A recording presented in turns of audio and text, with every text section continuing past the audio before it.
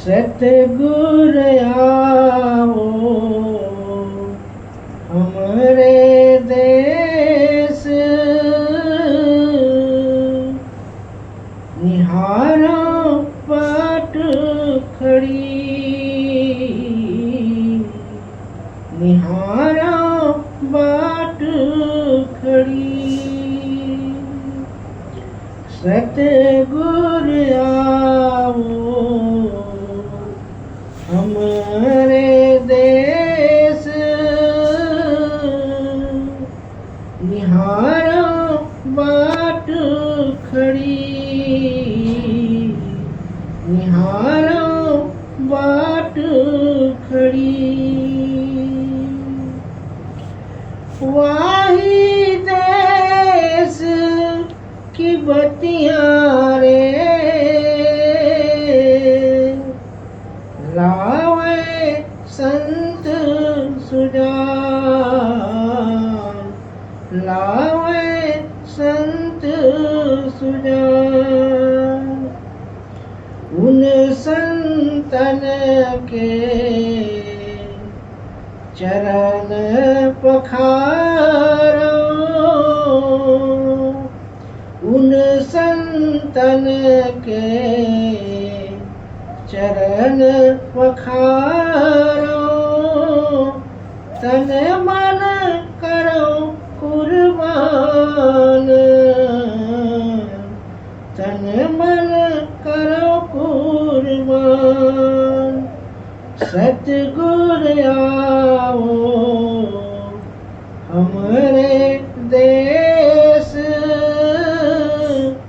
निहारो बाट खड़ी, निहारो बाट खड़ी।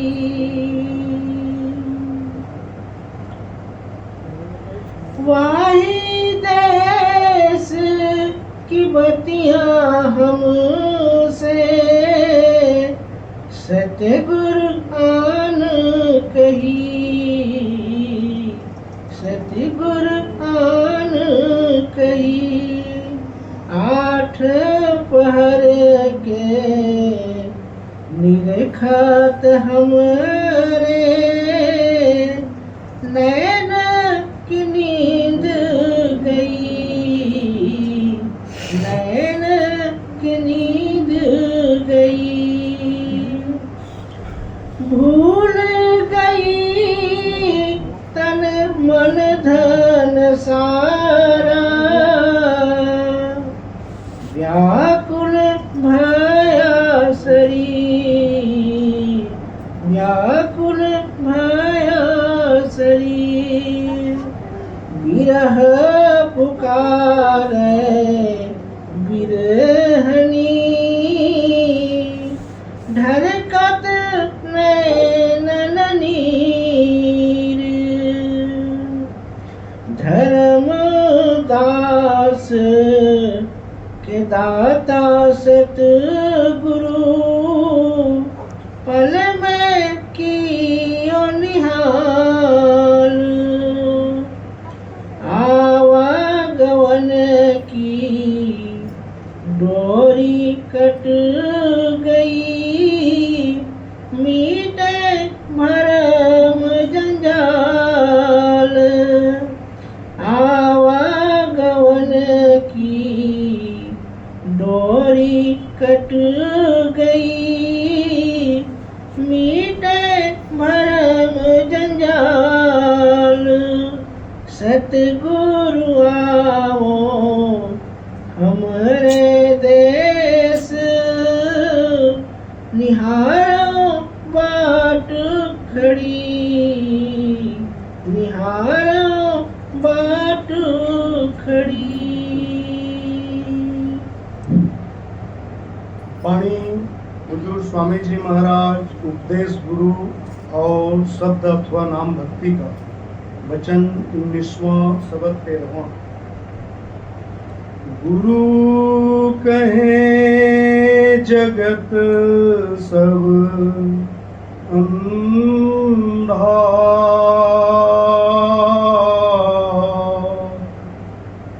ओ कोई गहे ना घट की संभार। आज के सत्संग के अनमोल वचन हुजूर महाराज सावन सिंह जी के सत्संग का हिंदी अनुवाद है और राधा स्वामी सत्संग व्यास की पुस्तक संत मत प्रकाश भाग 2 में से है। गुरु कहे जगत सब अंधा, कोई गहे न घट की संधा। महाराज जी फरमाते हैं, मैं अर्ज करता हूँ कि हम सत्संग में क्यों आते हैं और इसका मकसद क्या है। हम रोज रोज गुरुवाणी को सुनकर मालिक के साथ अपना प्रेम प्यार बढ़ाएं और हमारे में जो जो दोष हैं उन्हें छोड़ दें। मन मजिस्ट्रेट है, वह बता देता है कि तुझ में ये दोष हैं। आप जी फरमाते हैं, मैं देखता हूँ कि सत्संगियों में कमाई वाले स्त्रियां ज़्यादा है, मर्द थोड़े हैं। इसका कारण क्या है, इस कहानी से पता लगेगा। सुनो। एक महाजन सत्संग सुनने जाया करता था। एक दिन उसके पुत्र ने कहा कि आप रोज सत्संग में जाते हो, आज मैं जाऊंगा। पिता ने कहा कि अच्छा जा। खैर पुत्र सत्संग में गया, बड़े प्रेम के साथ वचन सुनता रहा। वहाँ यह मजमून यानी विषय आया कि किसी का नुकसान नहीं करना चाहिए, किसी का दिल नहीं दुखाना चाहिए। जब सत्संग से आकर वह दुकान पर बैठा तो इत्तेफाक से एक गाय आकर आटा खाने लग गई, जैसे कि गाय बाजारों में फिरती रहती। मन में कहता है कि कितना आटा खा जाएगी, 1 सेर न सही 4 सेर खा जाएगी। पिता देख रहा था, पुत्र को कहता है, ओ आंखों के अंधे, तुझे दिखता नहीं कि गाय आटा खा रही है। पुत्र ने कहा, हमारे इतने मकान हैं, इतना किराया आता है, इतना ब्याज आता है, अगर 2-4 सेर आटा खा जाएगी तो क्या हो जाएगा।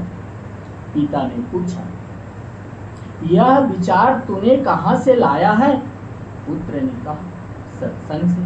पिता बोला, फिर न जाना, मुझे 30 साल हो गए जाते हुए, मैं वही धोती झाड़ कर आ जाता हूँ। इस तरह हमारा भी धोती झाड़ने वाला हिसाब है। गए सत्संग सुने, घर लौट आए, यानी हम कमाई पर जोर नहीं देते। चाहे दुनिया में कुछ भी हो जाए, लेकिन नित्य नेम यानी सूरत शब्द की कमाई का अभ्यास जरूर करना चाहिए। जितने महात्मा सचखंड से आए, हम पर रहम करते हुए कहते हैं कि तुम 84 लाख योनियों के जेल खाने में फंसे हुए हो, चलो तुम्हें सचखंड ले चलो। वे निकालने के लिए आते हैं, मगर हम सुनते नहीं। गुरु नानक साहिब जी कहते हैं कि इबादत न छोड़ो। शमसद तबरेज कहते हैं कि इबादत न छोड़ो। मौलाना रूम साहिब कहते हैं कि इबादत न छोड़ो, मगर हमारे कानों पर जूं भी नहीं रहेंगे। हमें चाहिए कि दुनिया के काम काज रह जाए तो रह जाए, मगर गुरु की भक्ति न रह जाए। गुरु कहे जगत सब अंधा, कोई कहे ना घट की संधा। सभी वेद शास्त्र और अन्य पुस्तकें धर्म पुस्तकें कहती है कि संत महात्मा इस दुनिया के लोगों को हिदायत देने के लिए परमात्मा के भेजे हुए आते हैं। गुरु अर्जुन साहिब ने कहा है, जन्म मरण दून्हों मह नाही, जन परोपकारी आए, जिय दान दे भक्ति लाई, हर शिव लैन मिलाए। वे संत हमारी तरह माया के कैदी नहीं होते और न जन्म मरण के चक्र में आते हैं, बल्कि वे हमें 84 के जेल खाने से निकालने के लिए आते हैं। जिस वक्त वे आकर दुनिया को देखते हैं तो कहते हैं, कि अफसोस सारा जहान अंधा है। आप कहेंगे कि यहाँ सूरज है, चंद्रमा है, सितारे हैं, रोशनी के और कई साधन हैं जिनकी मकसद से हम सब कुछ देखते हैं, फिर अंधे क्यों? इसका जवाब यह है कि ये जो हमारी आंखें हैं ये फना को देखती, दूसरे जिस जगह सूरज, चंद्रमा, सितारे, बिजली और लैंप ये 5 चीजें न हो वहाँ ये आंखें काम नहीं कर सकती। जो आंख परमात्मा को देखने वाली है वह अंदर है। असल में आदमी का आंखों के पीछे पर्दा लगाकर बाहर निकाला हुआ है। उसने न पर्दा खोला न वह आंख हासिल की, परमात्मा से मिला और न 84 के चक्र से निकला। इसलिए स्वामी जी महाराज कहते हैं कि सारा जहान अंधा है। यह अंधा क्यों? इसलिए कि अंदर नहीं चढ़ता। अगर अंदर चढ़े तो सुजाखा हो जाए, और जो सामान मालिक ने इसके अंदर रखा हुआ है उससे वाकिफ हो जाए। गुरु अमरदास जी कहते हैं, इस काया अंदर 9 खंड पृथ्वी हाट पठण बजारा, काया अंदर ब्रह्मा विष्णु महेशा, सब ओपत जित संसार। फिर कहा है, अंदर महल अनेक है, जीव करे बसेरा, मन चिंदिया फल पाइसी, फिर होए न फेरा। अगर यह पर्दा खोलकर अंदर रूहानी मंडलों पर चला जाए फिर दुनिया के जन्म मरण में नहीं आए, 84 में धक्के नहीं खाए। अब सारे महात्मा होका देकर गए लेकिन कोई सुनता है कोई नहीं। जब जब महात्मा होकर देकर कहते हैं कि तुम सारे अंधे हो, तो जिनके खोटे भाग्य है वे कहते हैं कि आप ये लफ्ज बोलते क्यों हो। मगर महात्मा कहते हैं कि आप अंदर नहीं जाते, अंदर का द्वार नहीं खोलते। इस तरह तमाम दुनिया अंधी आई और अंधी चली गई।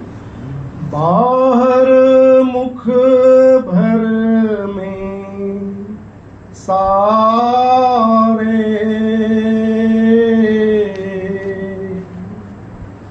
अंतर मुख सबदन धारे। वह शब्द या आकाशवाणी जिसे आदिसच जुगादिसच भी कहते हैं। नाम है, नाम लफ्ज नहीं। नाम ना अरबी है, ना तुर्की, ना फारसी, ना अंग्रेजी, ना कोई और जबान। उसी ताकत को मुसलमान कलमा, कलामे इलाही या बांगे आसमानी कहते हैं।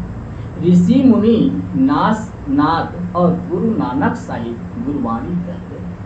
मुक्ति देने वाली चीज अंदर है, मगर सारी दुनिया उसे बाहर तलाश करती है।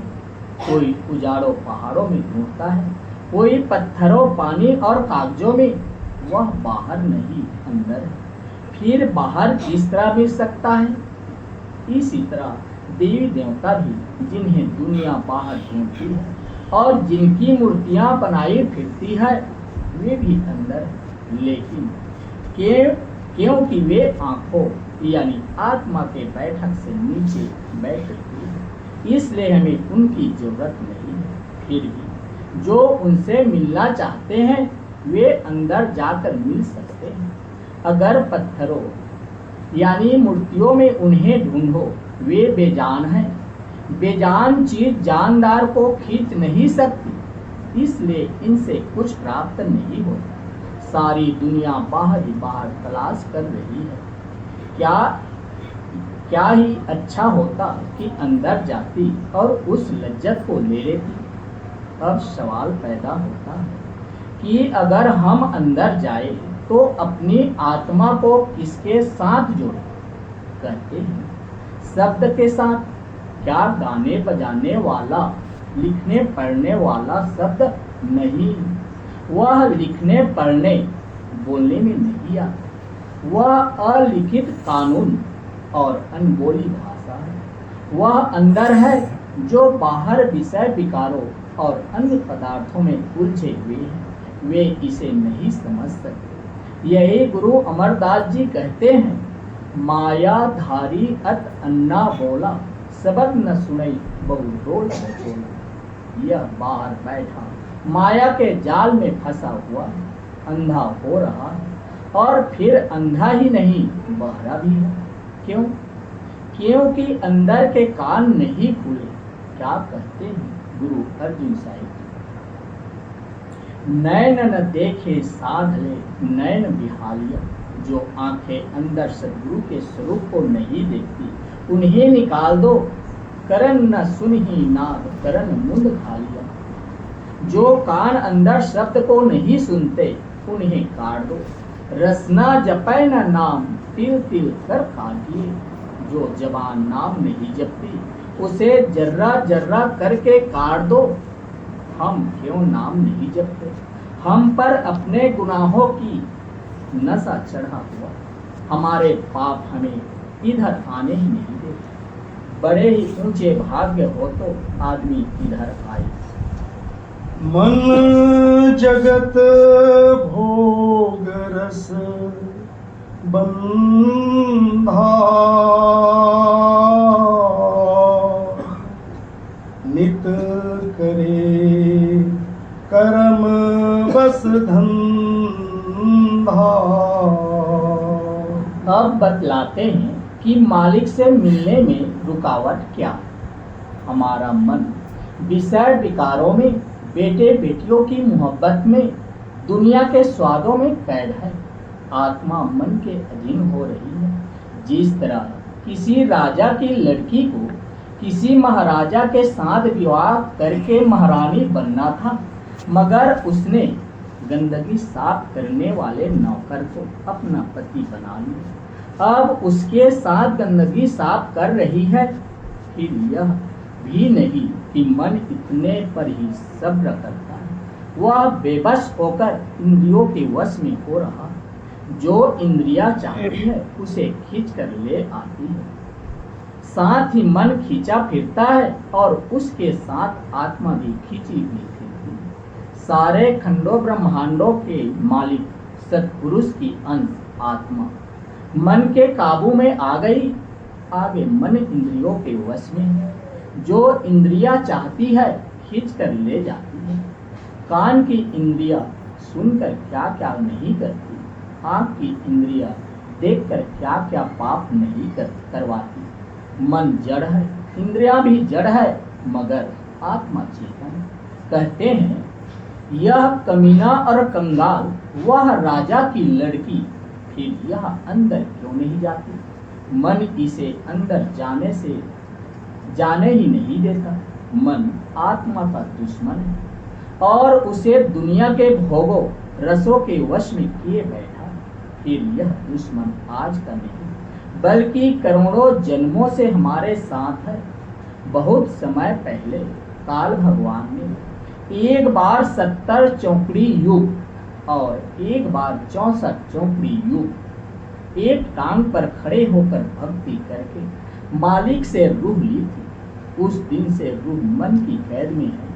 काल भगवान की पूरी कोशिश होती है कि एक भी रूह सचखंड यानी मालिक के देश में न चली जाए। इसलिए रूहें प्राप्त करते ही उन्हें तन मन के पिंजड़े में कैद कर दिया। जिस योनि में भी जाओ तन मन का पिंजड़ा साथ है। नरकों में जाओ तन मन साथ है, स्वर्गों में जाओ तन मन साथ है, कीड़े पतंगे तन मन साथ है। जब तक हम अंदर पार ब्रह्म में नहीं जाते, यह तन मन का पिंजड़ा छूटता नहीं। अब हुजूर स्वामी जी महाराज कहते हैं कि जब आत्मा मन के वश में आ गई तो उसने भोगों और सांसारिक रसों में फंसा दिया। मन खोटी खोटी लज्जतों के जरिए कर्म करता और भोगता है। जिस तरह की जमींदार के घर में जो अन्न के दाने हैं, उन्हें वे ही खाने हैं। जो बोएगा वही खाएगा। इसी तरह आदमी जो कर्म करता है, अगले जन्म के लिए वे ही प्रारब्ध बन जाते हैं, उन्हें भोगेगा, फिर कर्म करेगा और वे फिर प्रारब्ध बन जाएंगे। कहते हैं यह सारी उम्र बाहर ही बाहर रहा, अंदर नहीं गए। हमने खुद ही कर्म किए और खुद ही उन कर्मों के जाल तान कर फंस गए। हमें यह भी पता नहीं कि वह कौन सा जाल है। संत बताते हैं कि आप बेटे बेटियों, कौमों, मजहबों, विषय विकारों और अन्य संसारिक व्यवहारों के जाल में फंसे हुए हैं। ज्यों-ज्यों हम इस जाल में अधिक फंसते गए, हमारी बुद्धि जवाब देती गई, यहाँ तक कि अगर कोई महात्मा हम पर तरस खाकर इस महाजाल को तोड़कर हमें आजाद करना चाहता है तो यह उसके खिलाफ हो जाते हैं। तुम देखो गुरु नानक साहिब के साथ कैसा सुलूक किया। जिधर जाते थे दुनिया के लोग उन्हें कुमार्गी कहती थी। एक गांव में तो लोगों ने उन्हें एक रात भी रहने नहीं दिया। आखिर गांव के बाहर एक कोढ़ी की कुटिया में रहे कबीर साहिब के साथ जो कुछ हुआ वह आप जानते ही। हजरत मोहब्बत साहिब के दांत तोड़ दिए। फिर एक बार उन्हें 3 दिन तक गार यानी गुफा में भूखे प्यासे रहना पड़ा। शम्स तबरेज की खाल खींच ली, मंसिल को सूली पर चढ़ा दी। ऐसा ही व्यवहार कई फकीरों के साथ किया। वे महात्मा हमें हिदायत देने के लिए आते हैं, मगर हम मैले हृदय वाले उनकी हिदायत की परवाह नहीं करते। यही कबीर साहिब जी कहते हैं, कबीर पापी भक्ति न भावे, हर पूजा ना सुहाए। पापी पुरुषों को हरि की भक्ति अच्छी नहीं लगती। आगे कहते हैं, माखी चंदन पर हरे, जहां बिगन तहां जाए। जिस तरह मक्खी, कस्तूरी, चंदन वगैरह खुशबूदार चीजों पर नहीं बैठती, जिंदगी भर सारा दिन भिन भिन करती रहती है, इसी तरह हमने विषय विकारों में फंसकर उम्र बर्बाद कर दी। वे हमें निकालने के लिए आते हैं, हम उनके साथ दुश्मनी करते हैं, फिर वे क्या करें। हंस मरे काल के फंदा, अब हुआ जीव अति गंदा। जो दुनिया के परमेश्वर है वह काल है, जिसको दुनिया पूजती है वह इनको खाता है। इस पर्दे को संतों ने आकर उठाया है। सारा संसार काल के जाल में है। संत जीवों को काल के जाल में से निकालने यानी बचाने के लिए आते हैं। आप देख लो आजकल जमाने की हवा कैसी बिगड़ी हुई है। एक ही देश के रहने वाले, एक ही परमात्मा के पुत्र पर आपस में करोड़ों बेईमानियां बुराइयां कर रहे हैं। यह किसकी बेईमानी है? मन की। अगर परमात्मा को अंदर देखे तो क्या लोग खून करे? इस्लाम कहता है कि दाई मुद खम्र, काते उल सजल और जाहिल उल बकर, ये तीनों बख्शे नहीं जाते। एक राह चलते आदमी के पेट में छुरा घोंपना, यह सब काल का जाल है। ये कौमें क्यों लड़ती हैं? ये मुल्क क्यों लड़ते हैं? इनके खोटे कर्म। काल इन्हें बर्बाद कर रहा है। न मुल्क उनका है, न इनका है। न उन्हें रहना है, न इन्हें रहना है। जिस तरह मीठे पर मक्खियाँ आपस में लड़ती हैं, इसी तरह ये आपस में लड़ते हैं। गुरु कहे नीत समझाई,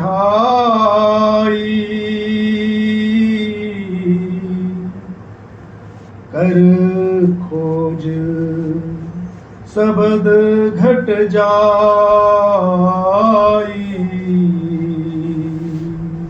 अब सारे संत महात्मा कामिल फकीर, चाहे वे हिंदू हैं चाहे मुसलमान, जो सचखंड पहुंच गए, इनको आकर समझाते हैं कि प्यारे यह देश तेरा देश नहीं, यह कौम तेरी कौम नहीं, यह मजहब तेरा मजहब नहीं। तेरा देश सचखंड, तेरी कौम सतनाम और तेरा मजहब तजल्लियाते हक यानी परमात्मा का नूर। अगर तुझे उस देश में जाना है तो राह तेरे अंदर है। क्या कर, किसी महात्मा से नाम लेकर उसकी कमाई करता हुआ सूरज, चंद्रमा और सितारे लांघ कर ऊपर आ जा। आगे तुझे उस परमात्मा का नूरी स्वरूप मिलेगा जो हर मंजिल पर तेरे साथ जाएगा। महात्मा वह नहीं जो लफ्ज बताकर अलग हो जाए, बल्कि जब तू उसके पास जाएगा वह कहेंगे कि हर मंजिल पर तेरे साथ है। तुझे धूर्धाम पहुंचाकर ही दम लेंगे। फिर वह यह नहीं कहते कि तू कौम छोड़, मजहब छोड़, बाल बच्चे छोड़। उनका उपदेश तो यह है कि अपने अपने मजहब में रहो, अपनी अपनी कौम में रहो, अपने अपने कुटुंब में रहो और नाम जप कर पर्दा खोल लो, जीते जी मुक्ति हासिल कर लो और परमात्मा से मिल जाओ। फिर वह अपना बोझ किसी पर नहीं डालता, बल्कि अपना बोझ आप उठाते हैं। फिर भी हमें उन पर यकीन नहीं आता। कहते हैं कि प्यारे, तेरे अंदर गुरबाणी कलामे इलाही हो रही है, तेरे अंदर वह गीत हो रहा है जिसे गुरु नानक साहिब आदि सच जुगादि सच कहते हैं। अंदर चढ़ और उसे सुन, मगर हम इतना भी नहीं कर सकते। यह सुने न गुरु के बैना,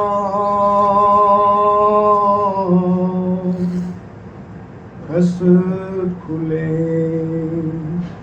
ये के नैना। कहते हैं कि यह गुरु की तालीम को सुनता ही नहीं। जो महात्मा सचखंड से आते हैं वे मुक्ति हासिल करने की तालीम देते हैं, जन्म मरण खत्म करने की दवा देते हैं, मगर यह उनकी तालीम को कबूल नहीं करते। इसके अंदर धंसती ही नहीं। अगर दवाई लाकर रख छोड़ो तो कोई फायदा नहीं।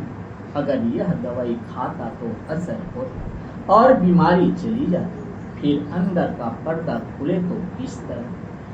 बिरला कोई जीव अधिकारी,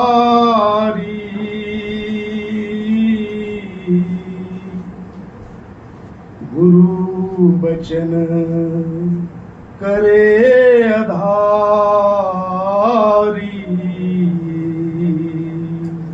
कहते हैं कि कोई बिरला ही भाग्यशाली जीव होता है जो संतों की संगति में आता है और उनका कहा मानता है। जिस पर मालिक की अति दया होती है वही संतों की संगति में आता है और नाम लेकर उसकी कमाई करता है। नहीं तो कौमों की कौमों, मजहबों की मजहब नाम को छोड़कर लफ्जों में उलझे हुए हैं, लेकिन लफ्ज नाम नहीं। यही गुरु तेग बहादुर साहिब जी कहते हैं, जन नानक पोटन में को भजन राम को पावे।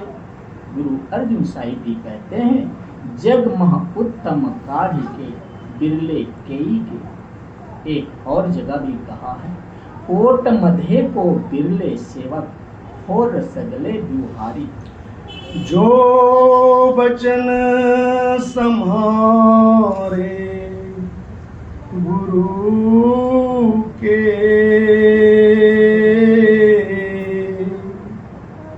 मन फंद लगावे छल के। अब हम संतों का कहना क्यों नहीं मानते? हमारे अंदर दो ताकतें हैं, एक काल और दूसरा दया। जो काल की ताकतें हैं उन्होंने हमारे मन और आत्मा को ऐसा पर्दा डाला हुआ है कि हमें होश ही नहीं रहा। इस दुनिया में हमारा बड़े से बड़ा दुश्मन कौन है? मन।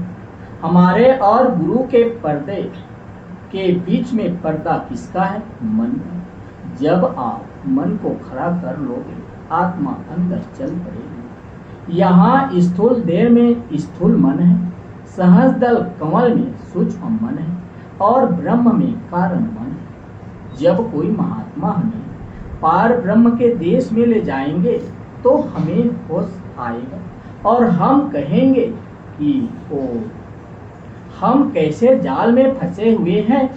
जब कोई जीव संतों के सत्संग में आता है और उनके वचनों पर विश्वास करता है तो मन के घर स्यापा यानी रोना पीटना पड़ जाता है। जिस तरह अमर बेल पेड़ पर पैदा होती है, उसी से ताकत लेकर फल फैलती और आखिर उसे ही सुखा देती है, इसी तरह मन आत्मा से ताकत लेकर उसी की मिट्टी पलित करती है। दूसरे लफ्जों में कह दे कि मन आत्मा से सत्ता लेता है और आत्मा को ही कैद किए बैठा है। मन नहीं चाहता कि आत्मा अंदर जाए, इसका पर्दा खुल जाए और यह 84 के जेल खाने से निकल जाए। मन कैद होना नहीं चाहता, मगर अभ्यास में कैद होना पड़ता है। इसलिए अगर कोई अभ्यास करता है तो मन छल करके उसे गिरा देता है। पुराण पढ़कर देखो, एक ऋषि ने इतनी तपस्या की कि स्वर्गों के राजा इंद्र को खौफ हो गया कि यह तपस्वी उनकी गद्दी छीन लेगा। तो उसने क्या किया? हाथ में तीर कमान लेकर शिकारी का रूप धारण करके ऋषि की कुटिया पर आया और अर्ज की कि मैं काम से जा रहा हूँ, मेरा यह तीर कमान रख दो, थोड़ी देर में आकर ले जाऊंगा। ऋषि ने कहा कि मैं इसका ख्याल क्यों रखूं? इस पर इंद्र ने उसकी बड़ाई करनी शुरू की कि तू ऐसा है वैसा है, मुझ पर दया कर। जब इंद्र ने बहुत बार कहा तो ऋषि मान गया और कहा कि अच्छा उस कोने में रख दे। इंद्र तो तीर कमान रख कर चल गया। अब वापस किसे आना था? ऋषि पहले राजा था और तीरंदाजी में माहिर था, इसलिए जब भजन से उठे तीर कमान सामने दिखाई दे, रोज रोज देखने से तीर कमान का ध्यान मन में लग गया, पक्का होता गया। एक दिन सोचता है कि कभी हम भी चलाया करते थे, जरा चलाकर तो देखें, किसी को मारेंगे नहीं। यह सोचकर तीर कमान हाथ में लेकर तीर जो चलाया सीधा निशाने पर जा लगा और शौक बढ़ा, आखिर पूरा शिकारी बन गया। भजन बंदगी छूट गई और लगा शिकार के पीछे पीछे फिरने। ऐसे मन के धोखे। रात को रोटी बहुत खा ली, नींद ज्यादा आ गई। जब भजन का वक्त हुआ, मन कहता है कि जरा और सो ले, अभी रात काफी। जरा सोया, जैसी ही आंख लगी नींद दिन चढ़ गए। इसी तरह मन का एक और धोखा भी है। वह कहता है कि बच्चे छोटे छोटे हैं, जरा बड़े हो जाए फिर भजन ही करना। जिक्र है कबीर साहिब बाहर जाया करते थे। एक बूढ़ा खेत में बैठा हुआ मिलता था। एक दिन कबीर साहिब ने उससे कहा कि भजन किया कर। कहता है छोटे छोटे बच्चे हैं, जवान हो जाए फिर करूंगा। जब बच्चे जवान हो गए तो कबीर साहिब फिर मिले और कहा कि भजन कर। वह कहने लगा इनकी शादियां हो जाए फिर भजन करूंगा।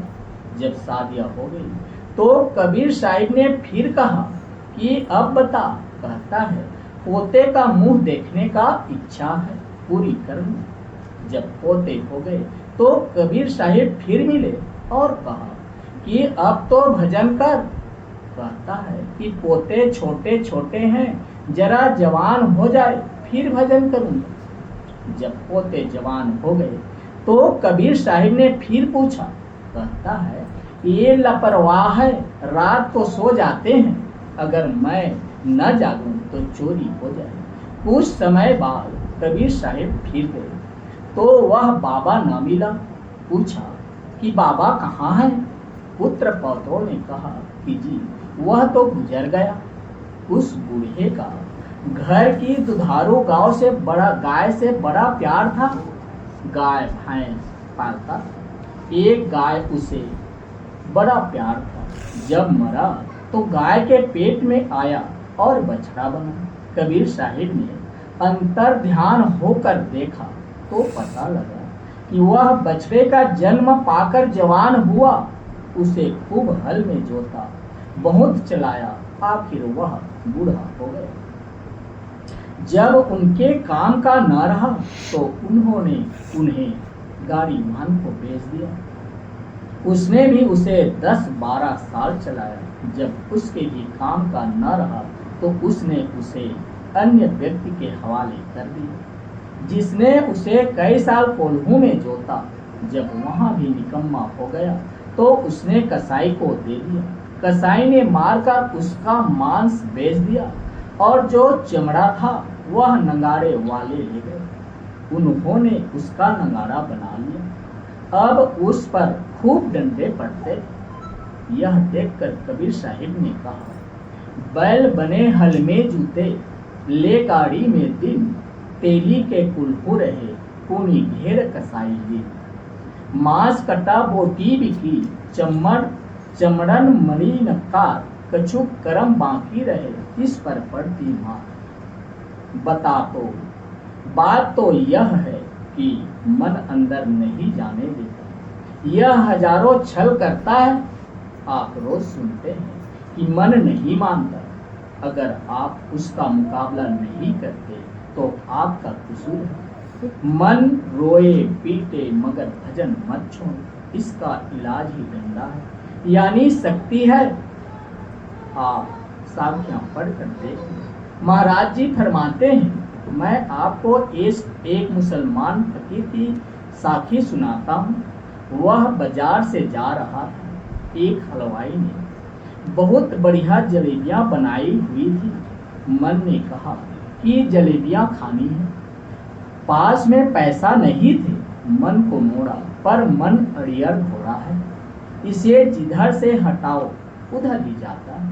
जो भजन में बैठते हैं उन्हें तो बताने की जरूरत नहीं है, वे खुद ही जानते हैं। जब रात को भजन में बैठा तो जलेबियां सामने, उठकर फिर बैठा, फिर जलेबियां सामने, घंटे भर सोकर फिर बैठा, वही समक ख्याल सामने। सारी रात आंख न लगी। फकीर सवेरे जंगल में गया, लकड़ियां काटी, अच्छा बड़ा गट्ठा बांधा।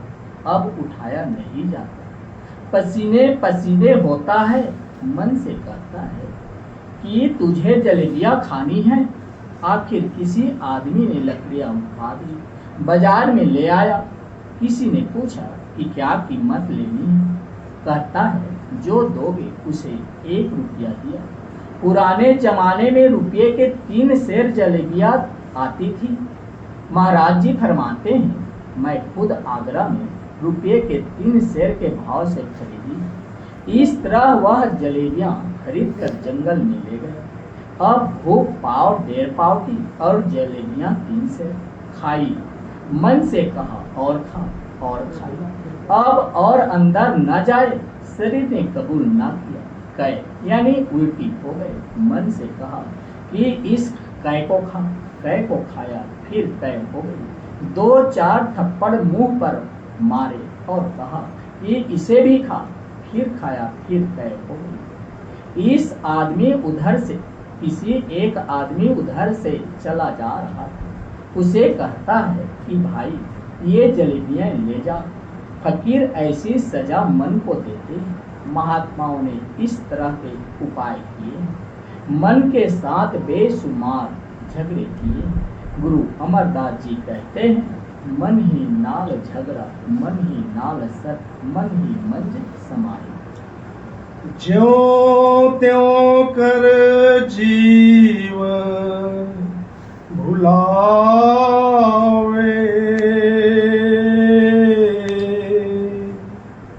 काल अपनी खेल खिलावे।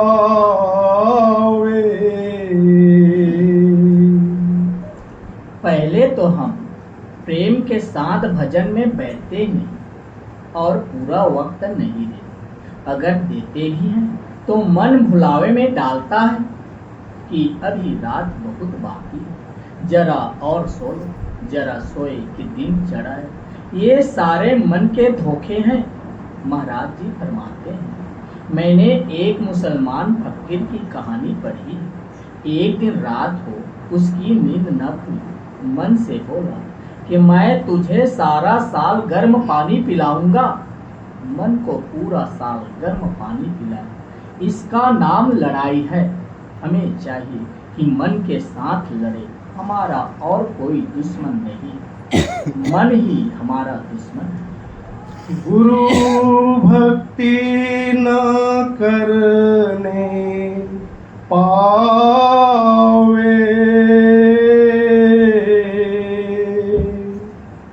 बहु भांति उपाधि लगावे।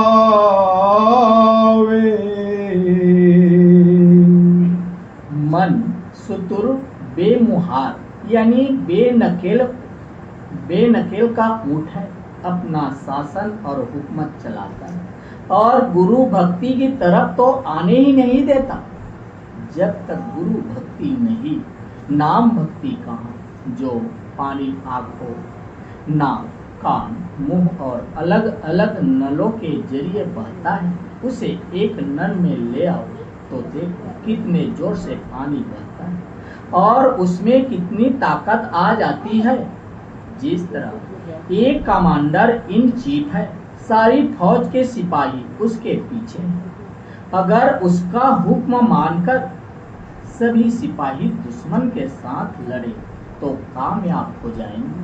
अगर हर एक सिपाही अलग अलग लड़े तो सभी नाकामयाब होंगे। इसी तरह दुनिया में कई किस्म की भक्ति है, जैसे कौम की भक्ति, देशभक्ति, पितृभक्ति। अगर हम इन सारी भक्तियों को छोड़कर एक गुरु भक्ति को अपना ले, यानी किसी महात्मा से राह लेकर अंदर चढ़ चढ़े तो हमारी मुक्ति हो जाए, जन्म मरण खत्म हो जाए। गुरु अर्जुन साहिब जी कहते हैं, गुरुदेव माता, गुरुदेव पिता, गुरुदेव स्वामी परमेश्वर। गुरु ही हमारी माता है, गुरु ही हमारा पिता है और गुरु ही हमारा परमेश्वर है। क्योंकि गुरु के सिवाय मौत के बाद हमारे साथ और कोई नहीं जाता। अगर दुनिया में भी हमारा कोई रिश्तेदार है तो वह है गुरु।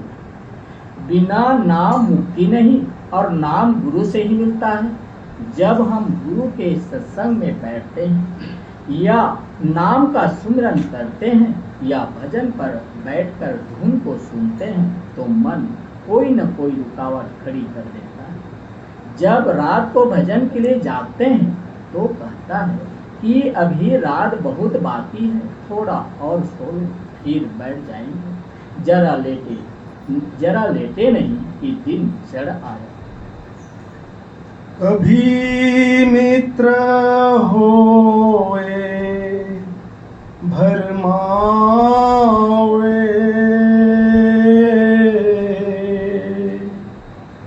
कभी बैरी बन धमकावे।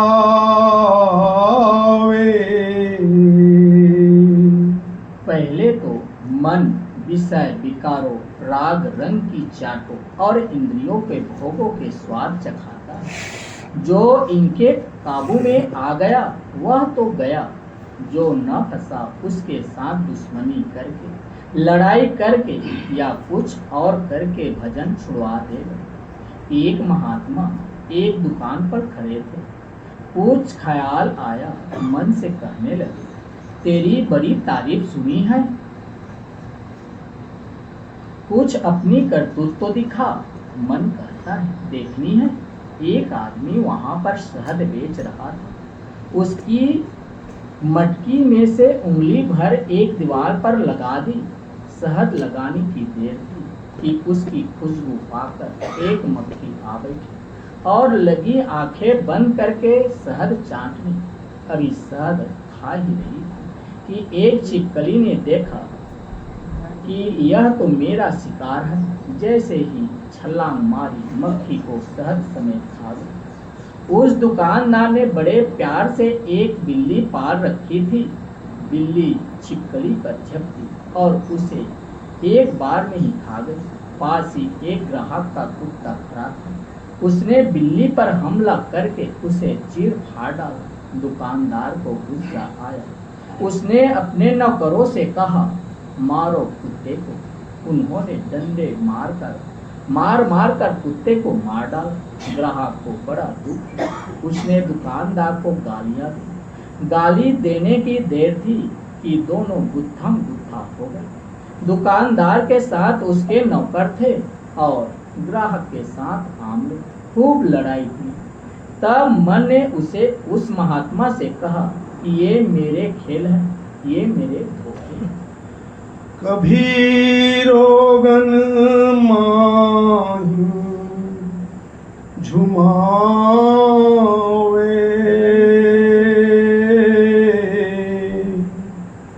नाना विधि जाल बिछावे।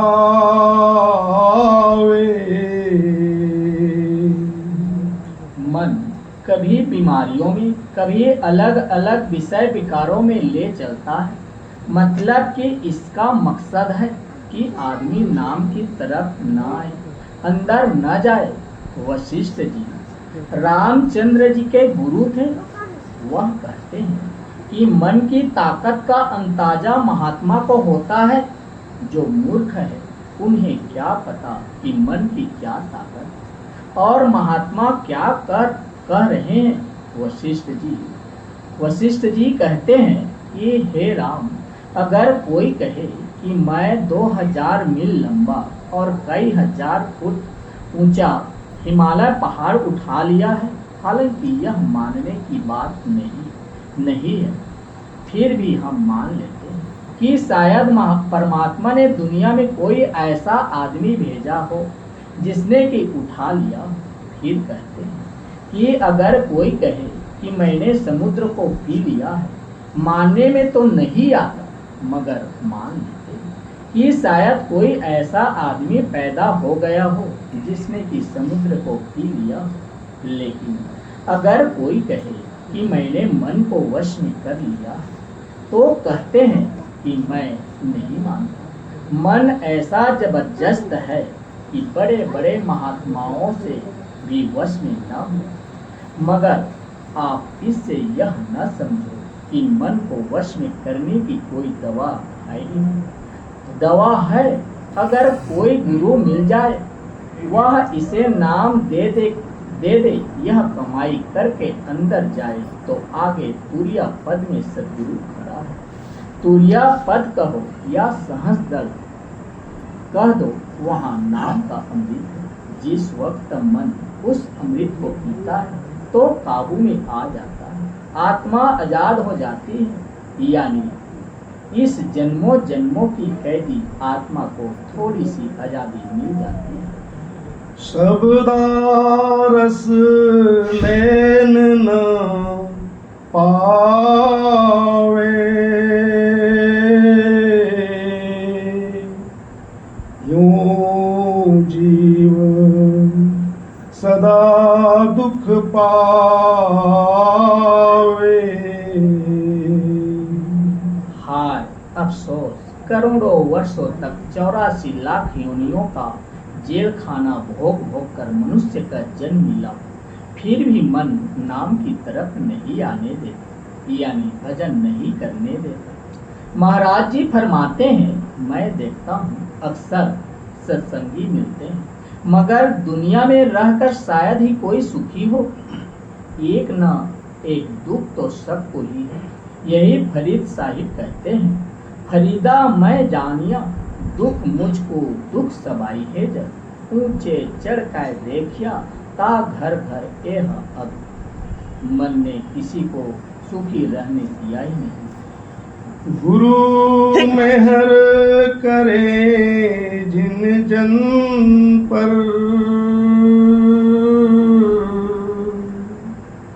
सो बचे सबद धुन सुन सुनकर।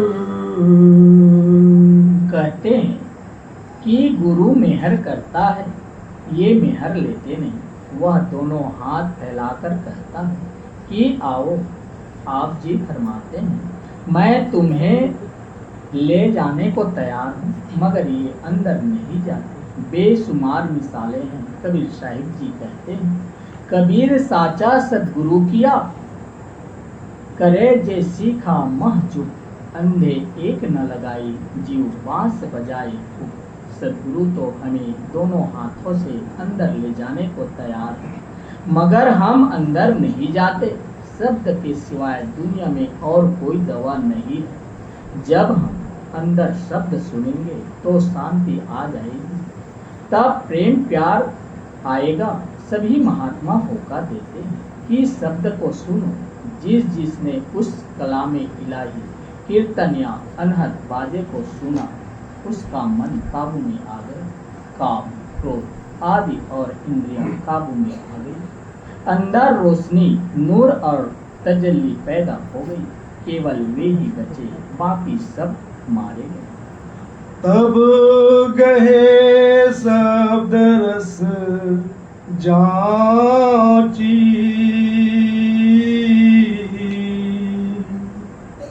फिर जले ना जग की आँची।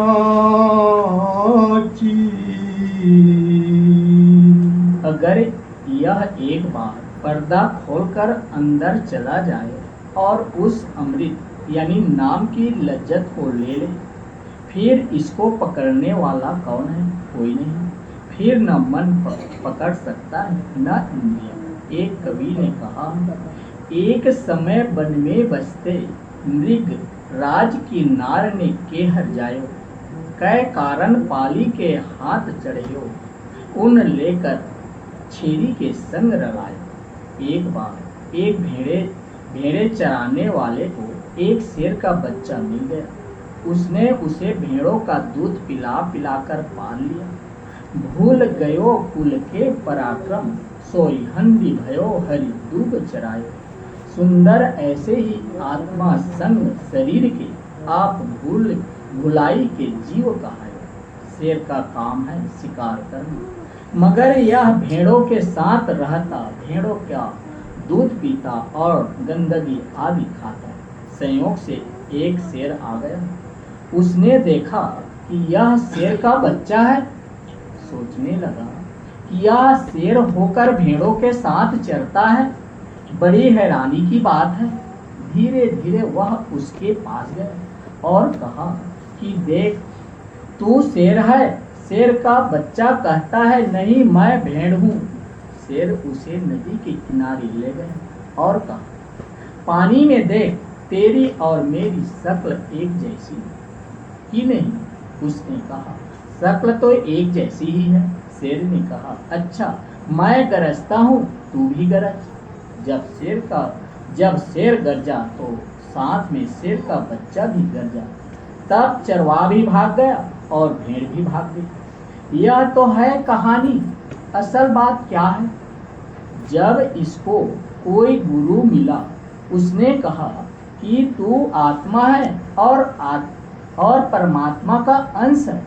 तू अंदर जाकर अपने आप को देख और परख।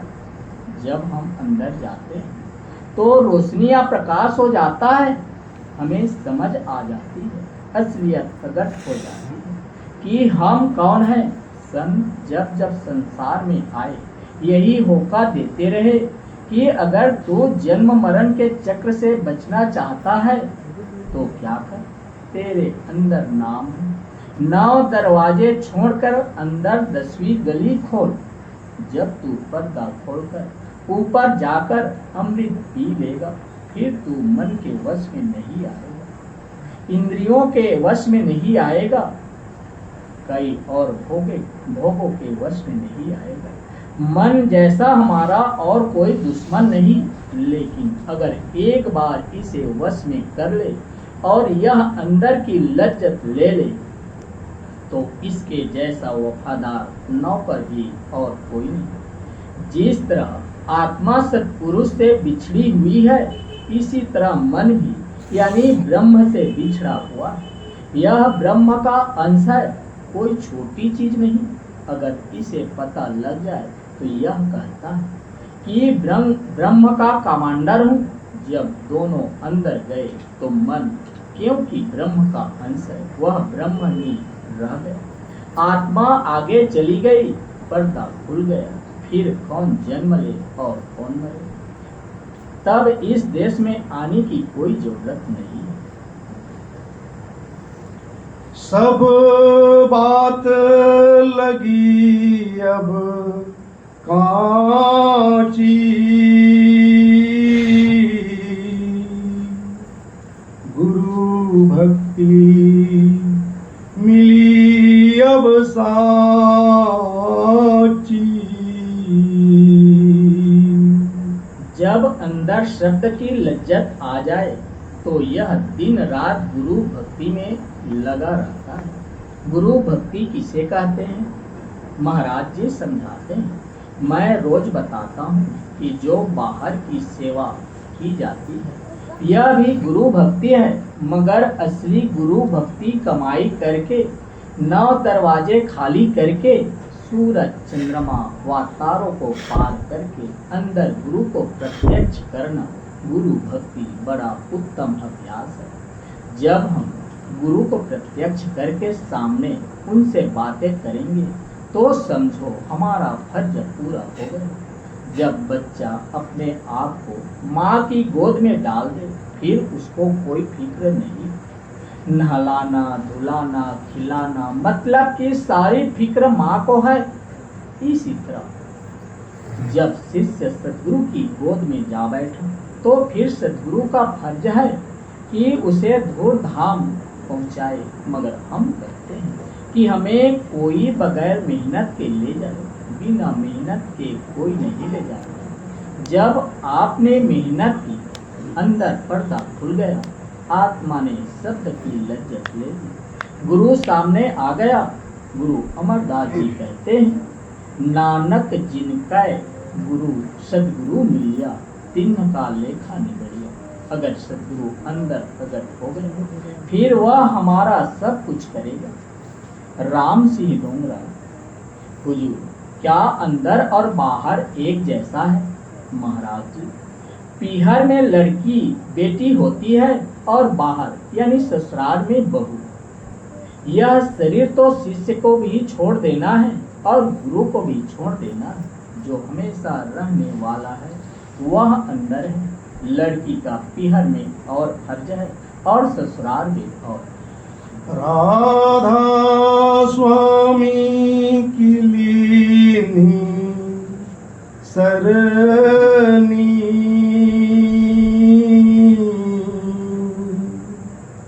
सो जीवन लगे भवतरनी।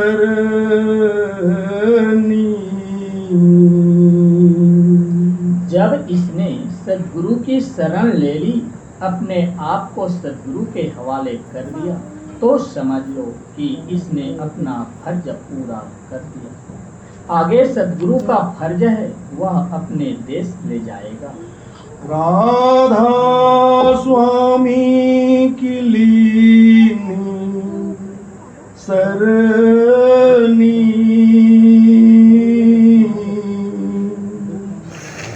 सो जीवन लगे भवतरनी।